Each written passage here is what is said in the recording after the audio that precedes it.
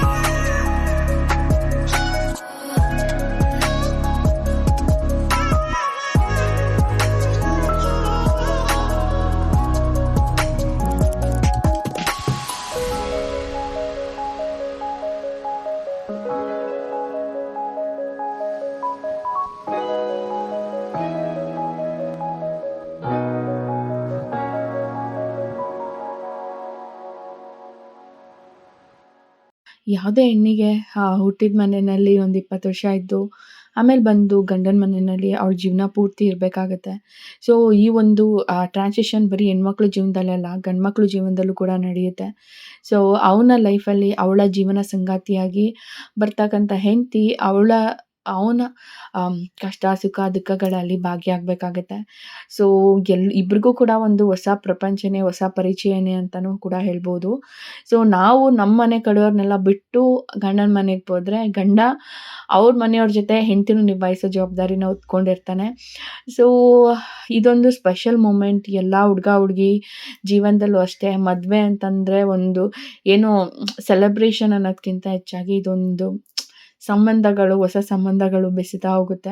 So, ಇದಂತೂ ನಿಭಾಯಿಸೋದು ತುಂಬ easy, so ಹಾಗೆ ಕಷ್ಟ ಅಂತ ಎರಡೂ ಹೇಳ್ಬೋದು. ಸೊ, ನಾವೆಷ್ಟು ಬ್ಯಾಲೆನ್ಸ್ ಆಗಿ ಈಸಿಯಾಗಿ ತಗೊಂಡೋಗ್ತೀವಿ, ಅಷ್ಟು ಸುಲಭವಾಗಿ ಜೀವನ ಇರುತ್ತೆ. ನಾವೆಷ್ಟು ಕಾಂಪ್ಲಿಕೇಟೆಡ್ ಮಾಡ್ಕೋತೀವಿ, ಅಷ್ಟು ಜೀವನ ಕಷ್ಟಕರ ಅಂತ ಅನ್ಸೋಕ್ಕೆ ಶುರು ಆಗುತ್ತೆ. ಸೊ, ಏನು ಹೇಳ್ಬೇಕನ್ನಿಸ್ತು ಹೇಳ್ದೆ. ಸೊ, ನಿಮ್ಗೇನು ಅನ್ಸುತ್ತೆ? ಮದುವೆ ಅಂದರೆ ಒಂದು ಬಂಧನನ ಅಥವಾ ಏನು ಅಂತ ಕಮೆಂಟ್ ಮಾಡೋದನ್ನ ಮರಿಬೇಡಿ. ಸೊ, ಇವಾಗ ನಂದಿನಿ ದೇವ್ರ ಮನೇಲಿ ಪೂಜೆ ಎಲ್ಲ ಆದಮೇಲೆ ಅಡುಗೆ ಮನೆಯಲ್ಲಿ ಒಲೆನ ಪೂಜೆ ಮಾಡಿ ಹಾಲನ್ನ ಉಗಿಸ್ತಿದ್ದಾಳೆ. ಸೊ, ಫೈನಲಿ ಹಾಲು ಉಗಿಸಿ ಅದಕ್ಕೆ ಸಕ್ಕರೆನ ಸೇರಿಸಿ ಎಲ್ರಿಗೂ ಕೂಡ ಹಾಲನ್ನ ಕೊಡ್ತಿದ್ದಾಳೆ.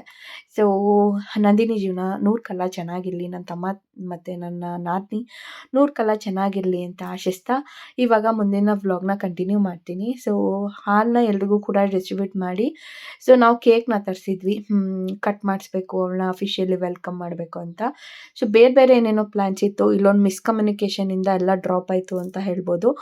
ಸೊ, ಏನು ಮಾಡೋಕ್ಕಾಗಲ್ಲ. ಅದು ಅಂದರೆ ನಾವು ಮದುವೆ ಮನೆಯಲ್ಲಿ ಕಂಪ್ಲೀಟಾಗಿ ಹೆಣ್ಣು ಕಳಿಸೋವರೆಗೂ ಇರಬೇಕಾಗತ್ತೆ. ನಮ್ಮನ್ನ ಮುಂಚೆನೇ ಕರ್ಕೊಬಂದು ಯಾರೂ ಬಿಡೋದಿಲ್ಲ. ಸೊ, ಬಿಟ್ಟಿದ್ರೆ ಅಟ್ಲೀಸ್ಟ್ ಬೇರೆದೆಲ್ಲ ಪ್ರಿಪ್ರೇಷನ್ಸ್ ಮಾಡ್ಕೋಬೋದಾಯಿತು. ಸೊ, ಇಲ್ಲಿ ಅದೊಂದು ಸ್ವಲ್ಪ ಮಿಸ್ಕಮ್ಯುನಿಕೇಷನ್ ಆಗಲಾಗಿ ನಾವು ಸ್ವಲ್ಪ ಬೇರೆ ಥರ ಪ್ಲ್ಯಾನ್ ಆಗಿತ್ತು ವೆಲ್ಕಮ್ ಮಾಡೋಕ್ಕೆ. ಸೊ, ಅದು ಕೇಕಲ್ಲಿ ಎಂಡ್ ಆಯಿತು ಅಂತ ಹೇಳ್ಬೋದು. ಸೊ, ಕೇಕ್ನ ತರಿಸಿ ಕಟ್ ಮಾಡಿಸಿ ಅವ್ಳನ್ನ ಅಫಿಷಿಯಲಿ ವೆಲ್ಕಮ್ ಮಾಡ್ಕೊಂಡ್ವಿ ಮನೆಗೆ. ಸೊ, ಎಷ್ಟು ಸುಸ್ತಾಗಿತ್ತು ಎಲ್ರಿಗೂ ಅಂದರೆ ಆ ಮೇಕಪ್‌ನೂ ಇನ್ನೂ ತೆಗ್ದಿರಲಿಲ್ಲ. ಎಷ್ಟೊತ್ತಿಗಾದ್ರೂ ಮೇಕಪ್ ತೆಗೆದ್ರೆ ಸಾಕು ಅನ್ನೋ ಮಟ್ಟಿಗೆ ಫೀಲ್ ಇತ್ತು. ಸೊ, ಎಲ್ಲರೂ ಕೂಡ ಹಾಲನ್ನ ಕುಡಿತಾ ಇದ್ದಾರೆ ನಂದಿನಿ ಕೊಟ್ಟಿದ್ದನ್ನ. ಸೊ, ನಾನು ಊರಿಗೆ ಹೋಗಬೇಕಿತ್ತು ವಾಪಸ್ಸು. ನಾನು ಏನೇನೋ ಪ್ಲ್ಯಾನ್ಸ್ ಇಟ್ಕೊಂಡು ಬಂದೆ ಇಲ್ಲೇ ಇರಬೇಕು ಅಂತ. ಬಟ್ ಅದು ಏನೋ ಆಗಿ ಏನೋ ಆಯಿತು ಅಂತ ಹೇಳ್ಬೋದು. ಸೊ, ನಾನು ಬೆಂಗಳೂರಿಗೂ ಹೋಗಲಿಲ್ಲ, ಇತ್ತಾಗಿ ಊರಲ್ಲೂ ಉಳ್ಕೊಳ್ಳಿಲ್ಲ, ಆ ಥರ ಆಗೋಯಿತು.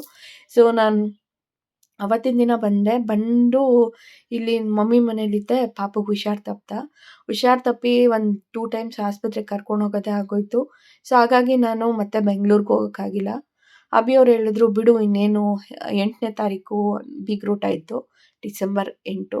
ಸೊ, ಅದಕ್ಕೆ ಮುಗಿಸ್ಕೊಂಡು ಮತ್ತು ಹಾಗೆ 7th ನನ್ನ ಕಸಿನ್ದು ಒಬ್ಳದ್ದು ಮದುವೆ ಇತ್ತು. ಸೊ, ಹೋಗ್ಬೇಕಿತ್ತಲ್ಲ. ಸೊ, ಒಟ್ಟಿಗೆ ಮುಗಿಸ್ಕೊಂಡು ಬಾ, ಮತ್ತೆ ಅಲ್ಲಿ ಇಲ್ಲಿ ಹೋಗೋದು ಬೇಡ ಅಂತ ಹೇಳಿದ್ರು. ಸೊ, ಅಷ್ಟರಲ್ಲಿ ನನ್ನ ಮಗನಿಗೆ ಹಾಸ್ಪಿಟಲ್ಗೆಲ್ಲ ತೋರಿಸಿ ರೆಡಿ ಮಾಡಿ ಅವನ್ನ ನಾನು ನೆರವಿಗೆ ಕರ್ಕೊಂಡು ಅವತ್ತಿನ ದಿನವೇ ನಾನು ಊರಿಗೆ ಹೊರಟೋದೆ. ಸೊ, ಬೀಗ್ರೂಟದ ವ್ಲಾಗು ನೆಕ್ಸ್ಟ್ ವ್ಲಾಗಲ್ಲಿ ಬರುತ್ತೆ. ಸೊ, ಇಷ್ಟು ದಿನ ವ್ಲಾಗ್ಸು ತುಂಬಾ ಡಿಲೇ ಆಗೋಯಿತು ಅಂತ ಹೇಳ್ಬೋದು. ಸೊ, ಆಲ್ಮೋಸ್ಟ್ 1 ಮಂತ್ ಆಯಿತು ನನ್ನ ತಮ್ಮನ ಮದುವೆ ಆಗಿ. ಸೊ, ಇವಾಗ ಎಲ್ಲ ಅಫಿಷಿಯಲಿ ವ್ಲಾಗ್ಸ್ ಬರ್ತಿದೆ. ಸೊ, ಅದಕ್ಕೆ ನಾನು ತುಂಬ ರೀಸನ್ಸ್ ಇದೆ ಹೇಳೋಕ್ಕೆ. ಬಟ್ ಸ್ಟಿಲ್ ಇವಾಗ ಅದಕ್ಕೆ ಡಿಲೇ ಮಾಡ್ಕೊಳ್ಳೋದು ಬೇಡ ಅಂತ ಹೇಳ್ಬಿಟ್ಟು ಒಂದರಿಂದ ವೀಡಿಯೋಸ್ ಎಲ್ಲ ಎಡಿಟ್ ಮಾಡಿ ಪೋಸ್ಟ್ ಮಾಡಿಬಿಡ್ತಾ ಇದ್ದೀನಿ. ಸೊ, ನಿಮ್ಗೆ ಇಷ್ಟ ಆಗ್ತಿದೆ ಅಂತ ಭಾವಿಸ್ತೀನಿ. ಸೊ, ಚೆನ್ನಾಗಿದೆಯಾ ವ್ಲಾಗ್ಸು ಏನು ಅಂತ ಕಮೆಂಟ್ ಮಾಡಿ. ಸೊ, ಇನ್ನು ಒಂದೇ ವ್ಲಾಗ್ ಇರೋದು. ಇನ್ನು ಬೀಗ್ರೂಟದ ವ್ಲಾಗ್ ಹಾಕಿದ್ರೆ ನನ್ನ ತಮ್ಮನ ಮದುವೆ ವ್ಲಾಗ್ಸ್ ಕಂಪ್ಲೀಟ್ ಆಗುತ್ತೆ. ಸೊ, ಅದಾದಮೇಲೆ ನನ್ನ ಮಗನ ಬರ್ತ್ಡೇ ವ್ಲಾಗ್ಸ್ ಬರುತ್ತೆ. ಸೊ, ನಂಗೆ ಯಾವಾಗ ನನ್ನ ಡೈಲಿ ಲೈಫ್ ವ್ಲಾಗ್ಸ್ನ ಶೇರ್ ಮಾಡ್ತೀನಿ ಅಂತ ಅನಿಸ್ಬಿಟ್ಟಿದೆ. 1 ತಿಂಗಳೇ ಆಗಿದೆ ನಾನು ವ್ಲಾಗ್ಸ್ ಎಲ್ಲ ಶೂಟ್ ಮಾಡಿ. ನಂದಿನಿ ಮತ್ತು ಪುಟ್ಟ ಇಬ್ಬರು ಸೇರಿ ಕೇಕ್ ಕಟ್ ಮಾಡಿ, ಸೊ ಎಲ್ರಿಗೂ ಕೂಡ ಕೇಕ್ ತಿನ್ನಿಸಿದ್ರು. ಸೊ, ನಾನು ಅದಾದಮೇಲೆ ಕೇಕ್ನ ತೊಗೊಂಡೋಗ್ಬಿಟ್ಟು ಒಳಗಡೆ ಎಲ್ರಿಗೂ ಪೀಸ್ ಮಾಡಿ ಡಿಸ್ಟ್ರಿಬ್ಯೂಟ್ ಮಾಡಿದೆ. ಸೊ, ನಂಗೆ ಆಲ್ರೆಡಿ ಟೈಮ್ ಆಗಿಬಿಟ್ಟಿತ್ತು. ಸೊ, ನನ್ನ ತಂಗಿಯವರ ಯಜಮಾನ್ರು ಅವರು ನಮ್ಮ ರೂಟಲ್ಲೇ ಹೋಗ್ತಾಯಿದ್ರು. ಸೊ, ನಾನು ಹೋಗ್ಬೇಕಿದ್ದಿದ್ದರಿಂದ ಊರಿಗೆ ನನ್ನನ್ನು ಕೂಡ ನಮ್ಮ ಊರಿಗೆ ಡ್ರಾಪ್ ಮಾಡಿಬಿಟ್ಟು ಅವರು ಹೋದ್ರು. ಸೊ, ನಮ್ಮ ಆಂಟಿಯವರೆಲ್ಲ ಬೈತಾಯಿದ್ರು, ಬಂದು ಇರ್ತೀನಿ ಅಂತ ಬಂದು ವಾಪಸ್ ಹೋಗ್ತಿದ್ಯಲ್ಲ ಅಂತ. ಸೊ, ನಾನು ಅನಿವಾರ್ಯ ಕಾರಣದಿಂದ ಅಲ್ಲಿಂದ ಹೊರಡಬೇಕಾಯ್ತು. ಸೊ ಹೋಗಲೇಬೇಕಾಯ್ತು. ಸೊ ಹಾಗಾಗಿ ಅಲ್ಲಿಂದ ಹೊರಟಿದ್ದಾಯಿತು. ಸೊ ಹಾಗಾಗಿ ಮನೆಗೆ ಮಮ್ಮಿಗೆ ಸಾಂಬಾರೆಲ್ಲ ಕೊಡಬೇಕಿತ್ತಲ್ಲ, ಅಂದರೆ ಹುಡುಗಿ ಮನೆ ಕಡೆಯಿಂದ ಕೊಟ್ಟಿರ್ತಾರಲ್ಲ, ಸೊ ಆ ಸಾಂಬಾರೆಲ್ಲನೂ ಕೂಡ ಅಂದರೆ ಏನೇನು ಐಟಮ್ಸ್ ಕೊಟ್ಟಿದ್ರು ಅದೆಲ್ಲ ಆಂಟಿ ನಮಗೆ ಅಂತ ಪ್ಯಾಕ್ ಮಾಡ್ತಿದ್ದಾರೆ. ಸೊ ನಾನು ಇಲ್ಲಿಂದ ಹೊರಡ್ತಾ ಇದ್ದೀನಿ. ನಮ್ಮ ಚಿಕ್ಕಮ್ಮದಿರು, ದೊಡ್ಡಮ್ಮ ಅವರೆಲ್ಲ ಬೈತಾಯಿದ್ರು, ಏನಕ್ಕೆ ಹೋಗ್ತಿದ್ಯಾ ಇರು ಅಂತ. ಸೊ ಹೋಗ್ತಿದ್ಯಾ, ಸರಿ ಬಾ ನಾಳೆ ಅಂತೆಲ್ಲ ಕರಿತಾಯಿದ್ರು. ಸರಿ ಬರ್ತೀನಿ ಅಂತ ಅಲ್ಲಿಂದ ಹೊರಟೋಳು. ಮತ್ತೆ ನಂಗೆ ಹೋಗೋಕ್ಕೆ ಆಗಲಿಲ್ಲ ಅಲ್ಲಿಗೆ. ಪಾಪುಗೆ ಹುಷಾರು ತಪ್ಪಿಟ್ಟ ಅಂದ್ಬಿಟ್ಟು ಇಲ್ಲೇ ಉಳ್ಕೊಳ್ಳೋ ಥರ ಆಯಿತು ನಾನು. ಸೊ ಹಾಗಾಗಿ ಹೋಗೋಕ್ಕಾಗಲಿಲ್ಲ. ಸೊ ಇವಾಗ ಇಲ್ಲಿಂದ ಹೊರಟು ಮನೆಗೆ ಹೋದೆ. ಬೆಳಿಗ್ಗೆ ಬರ್ತೀನಿ